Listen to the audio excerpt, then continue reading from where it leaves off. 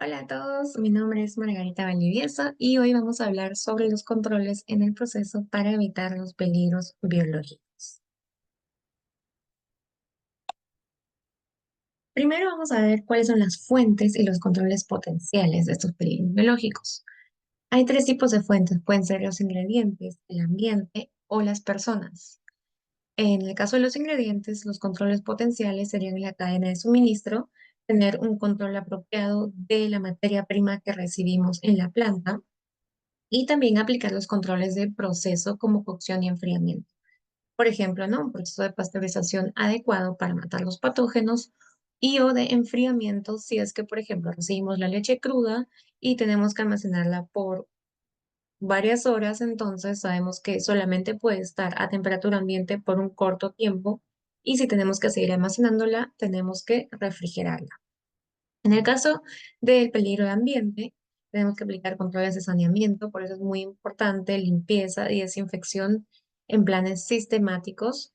El diseño sanitario, la zonificación en las plantas también contribuye mucho para evitar la fuente de peligro por el ambiente. Y en el caso de controles de proceso, podemos, por ejemplo, aplicar la cocción en el envase, de modo que si el producto ya se le ha aplicado el procesamiento térmico para hacerlo seguro para el consumo dentro del envase, no es necesaria una manipulación extra cuando el producto ya está, por ejemplo, pasteurizado para envasarlo y así se reduce también el riesgo de contaminación de cualquier tipo de bacteria que puede estar en el ambiente. Lo mismo aplica para las personas, ¿no? Si lo cocemos en el envase, ya no necesitamos nosotros manipularlo para envasarlo, sino que ya está dentro del envase, pasteurizado y listo y seguro para el consumo. En el caso de los controles de saneamiento, también respetar mucho la zonificación.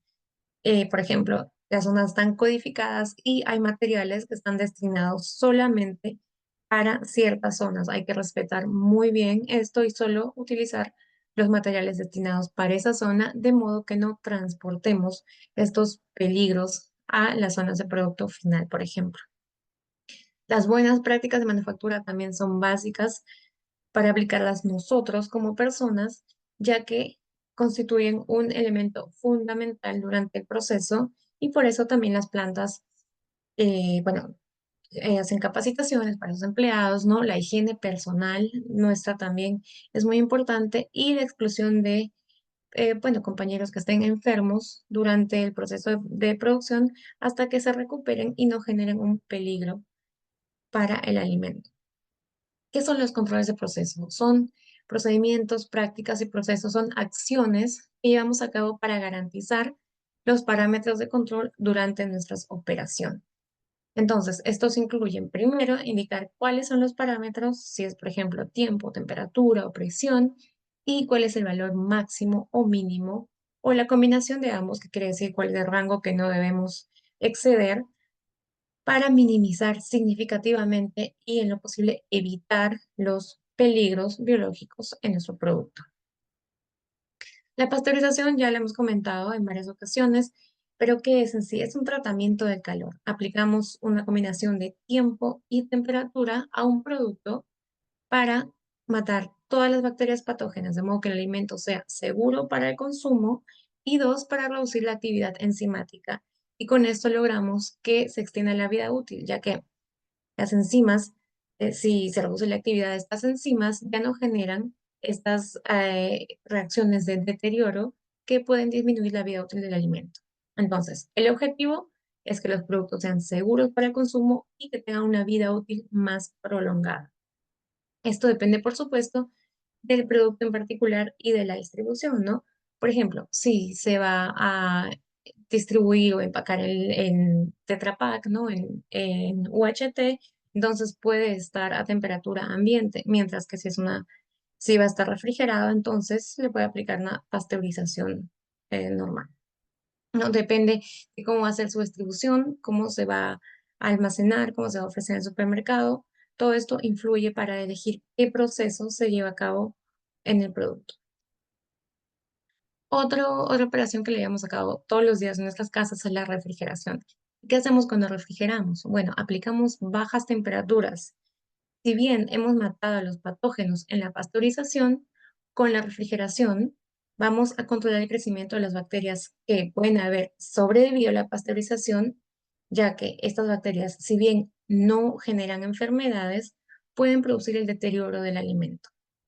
Entonces, controlamos el crecimiento bacteriano y así también extendemos la vida útil del alimento. Las temperaturas inadecuadas no son recomendables porque las bacterias se multiplican muy rápidamente. Esto sucede generalmente entre 77 a 104 grados Fahrenheit o 25 a 40 grados centígrados. Es por eso que hay directrices específicas para cada alimento y cuánto tiempo pueden almacenarse sin necesidad de refrigeración. En general, se debe evitar temperaturas que sean mayores a las temperaturas recomendadas de refrigeración para el producto y menores a 135 Fahrenheit o 57 grados centígrados. Esto se le conoce como la zona de peligro. También es muy importante que los ingredientes que requieren refrigeración durante el transporte se transporten de forma adecuada para que no haya un abuso de temperatura, que quiere decir que no se mantenga esta cadena de frío, ¿no? Que no se mantenga la temperatura de refrigeración durante todo el proceso de distribución o transporte. Ahora vamos a ver un término muy importante en este sentido, que son los límites críticos. Los límites críticos son los valores máximos o mínimos o la combinación de ambos en la cual un parámetro, ya sea biológico, químico o físico, se tiene que controlar. ¿Para qué lo queremos controlar? Para minimizar significativamente o prevenir un peligro que requiera un control en el proceso. Tenemos un límite crítico y ese es el valor que no se puede sobrepasar porque de sobrepasarse, el producto ya no es seguro para el consumo, ya hay un riesgo para el consumidor. Entonces, es un límite esencial. No podemos, por ejemplo, una temperatura que se tiene que cumplir, no se puede bajar de esta temperatura porque si no, ya no es seguro el alimento. ¿Quiénes nos establecen estos límites críticos? Hay diferentes fuentes. Primero la FDA, que es el FDA, ¿no? Food and Drug Administration en Estados Unidos. Como les comenté, es algo así como la policía de los alimentos. Ellos emiten guías de peligros, tolerancias, niveles de acción. También existen normas regulatorias y locales, estatales. También pueden ser emitidos por expertos internos y externos, autoridades, científicos. Incluso estudios científicos o experimentos en sitio, también podemos realizar pequeñas operaciones experimentales en nuestra planta para tener valores que nos permitan diseñar mejor nuestros controles, nuestro plan de monitoreo y también literatura científica, ¿no? Están las publicaciones científicas con avances de la ciencia, nuevos descubrimientos que pues, podemos actualizarnos para también implementarlo en nuestros controles, libros de ciencia de alimentos, microbiología, etc. ¿Qué consideraciones se deben tener en cuenta para los límites críticos? Primero, si no se cumplen, la inocuidad del producto es cuestionable. Si hemos sobrepasado estos límites críticos, el producto no es seguro para el consumo. Ya no podemos asegurar que el consumidor cuando lo reciba no va a padecer ninguna enfermedad, ningún tipo de intoxicación, etcétera, porque no hemos cumplido el límite crítico. Dos, tiene que ser alcanzable, tiene que ser un límite que sea razonable, realizable. Tenemos que tener en cuenta cuáles son eh, los límites, la variabilidad de nuestros equipos. Por ejemplo, a qué puede llegar nuestro equipo. No podemos tener una temperatura óptima a la que queremos llegar, pero si nuestro equipo sabemos que no va a llegar, entonces no puede ser un límite. Dos, la variedad de opciones para controlar un peligro. Hay una variedad de opciones para controlar el peligro en particular y tenemos que escoger cuál es la mejor según el producto, según el peligro, según nuestra capacidad en la planta y otras consideraciones. Y cuarta, la selección de la mejor opción del límite crítico es entonces basada en la practicidad, en lo que es práctico, en lo que es alcanzable y también en la experiencia, según lo que hemos observado previamente en nuestros procesos con nuestros productos. Ejemplo del límite crítico. El producto, por ejemplo, si es el yogurt, en este caso sería un alimento listo para el consumo con un alto contenido de agua. ¿Cuál sería el peligro con el yogur? El crecimiento de los patógenos. Ya, entonces, tenemos nuestro yogur en el que pueden crecer patógenos. ¿Cuál es el punto de control crítico? Almacenarlo en el refrigerador. Así es como queremos prevenir que crezcan los patógenos. Lo almacenamos en el refrigerador y ¿cuál es el límite crítico? Que la temperatura del refrigerador no deba ser mayor a 5 grados centígrados o 41 grados Fahrenheit. ¿Qué quiere decir? Que tenemos que mantenerla a máximo 5 grados Fahrenheit. Ahora, estos valores solamente son como un ejemplo. Recuerden que los límites críticos dependen del producto. Vamos a introducir un nuevo término también que es el monitoreo. ¿Qué es el monitoreo? Es una secuencia de observaciones para asegurarnos que nuestras medidas de control se están operando como se espera. Si tenemos, por ejemplo, como referencia que la temperatura no debe sobrepasar los 5 grados en la refrigeración, también tenemos que hacer observaciones secuenciales cada cierto tiempo para verificar que efectivamente esta temperatura no sobrepasa los 5 grados. Entonces, ¿cuál es el objetivo de monitoreo? Primero es rastrear la operación del proceso y hacer posible la identificación de tendencias hacia el límite crítico que puedan requerir ajustes en el proceso.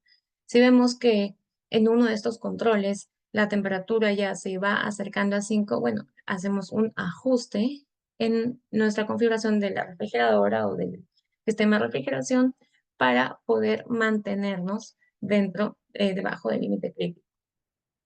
Esto nos va a permitir identificar cuando hay una pérdida de control o cuando ocurre una desviación del límite crítico. Claro, idealmente detectamos a tiempo antes de llegar al límite crítico para realizar el ajuste, pero si es que vemos que ya se sobrepasó la temperatura, entonces hay una desviación del límite crítico y esto requiere una acción correctiva. Lo vamos a ver en un segundo. Finalmente, si es que todo va bien, todo marcha bajo estos 5 grados, por ejemplo, entonces vamos a tener una documentación escrita que se va a usar para verificar que el proceso está bajo control. Que lo hemos revisado a las 8 de la mañana, a las 9 de la mañana, a las 10 de la mañana y en caso de que, por ejemplo, a las 11 de la mañana ya sobrepase los 5 grados, sabemos que hasta las 10 de la mañana por lo menos se cumplió la temperatura. Y en todo caso, si aún así a las 11 de la mañana marchará bien, si hay algún tipo de inspección, en algún momento sea necesario esta data, pues ya tenemos aquí el registro de que todo ha sido conforme. La definición de límites operativos. Para aquí los límites operativos son un poco más estrictos que los límites de control. Y estos se usan por un operador para reducir el riesgo de una desviación. Los límites operativos, claro, si tenemos un límite crítico, que es, por ejemplo, digamos, una pasteurización que no se puede bajar los 72 grados centígrados en el proceso, porque si no ya representaría un riesgo para el consumidor. Digamos que nuestro límite operativo va a ser un poco más alto, de modo que vamos a considerar, por ejemplo, la variabilidad de nuestro equipo. De modo que incluso con la variabilidad no vamos a ir a menos de 72 grados.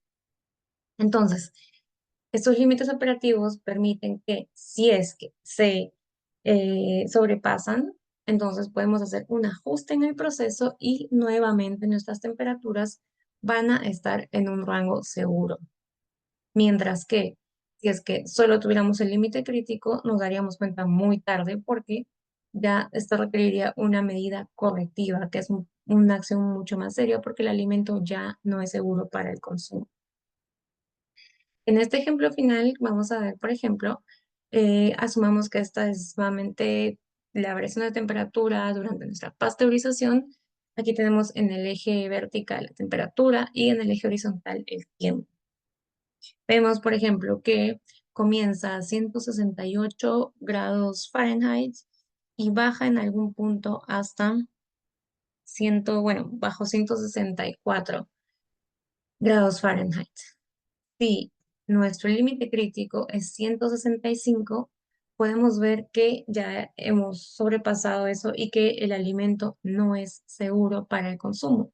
Pero si establecimos un límite operativo, por ejemplo, 167 grados, entonces ya nos podemos dar cuenta cuando está bajando 67 grados, que si hacemos un ajuste en el proceso, todavía podemos prevenir esta desviación del límite crítico y corregir la temperatura para mantenernos en el rango seguro.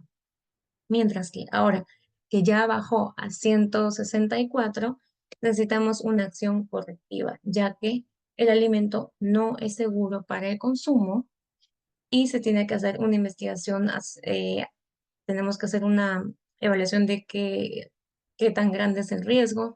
En el peor de los casos se va a tener que descartar ese batch. Entonces, es muy, muy importante tener en cuenta estos límites operativos y límites críticos para asegurar la inocuidad de nuestros alimentos. Muchas gracias por su atención y nos vemos pronto en otro video.